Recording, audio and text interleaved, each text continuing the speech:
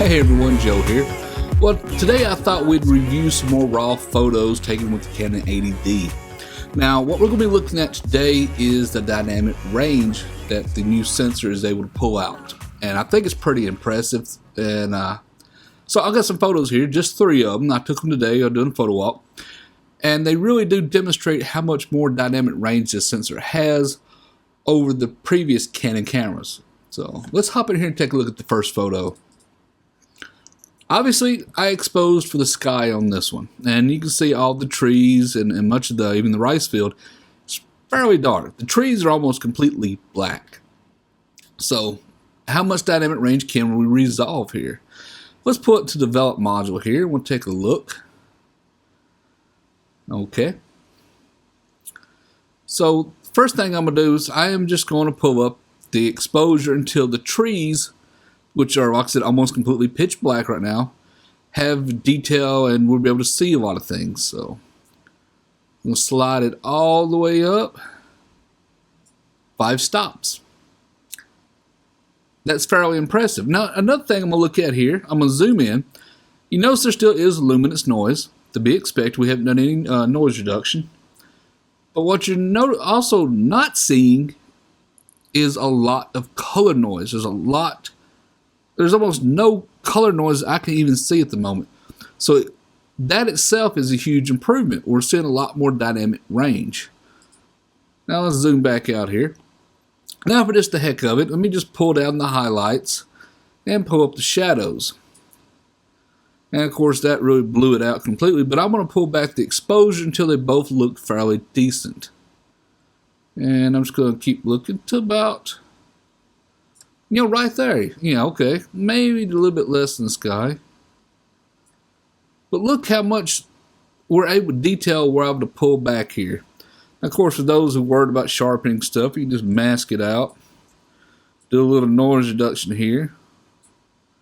Might not take too much. Contrast, a little detail, and that'll look, just fine and dandy. So, take a look at this photo. This is what we're able to pull back out of this image that was completely, sky was exposed correctly, but the trees were gone. So I'm going to hit the reset button and take a look at this. Boom. Let me hit Control Z again. Okay, hold on. Reset it again. Not bad here. Really not bad at all. Okay, so that is pretty impressive. I'm just going to pull up another file here. Now the other one here is not as bad. Like I said, I was doing a little photo walk today, trying to get some photos and everything. So we have a little underexposed average photo. This one probably won't show you as much, detail pulled back. But it is like something that you'd expect, kind of underexposed a little bit. So I'm going to pull down the highlights, pull up the shadows a little bit. Then pull my, not contrast, exposure up till it looks about right. That's not bad at all. It pulls back quite a bit. Like I said, that one doesn't show you a lot, but that is about an average one that a lot of folks will run into. Alright, let's go down here and do it this way. Got a third image here. Now here's another one that was exposed more for the sky and less for the trees and stuff. And you're going to see pretty much the same as you did on the other one. We just pull down the highlights to get the sky looking pretty decent. And we can pull up the shadows here. Pull up the exposure just a little bit. And you can see we have pulled back a lot of lost detail.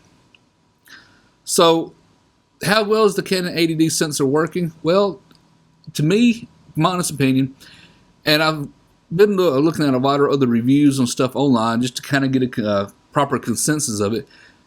The Canon 80D sensor is not as good, I'd say, as probably the Nikon or Sony's. It still lacks just a little behind.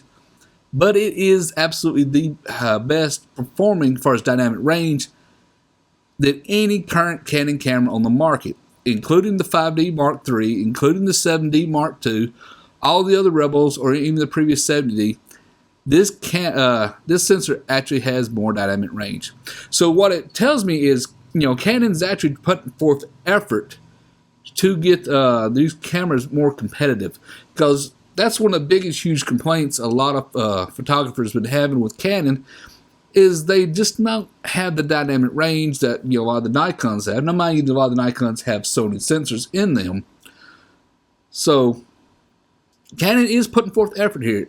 Like I said, is it as good as probably the A6300 or the Nikon, say, like D7200, be very competitive cameras?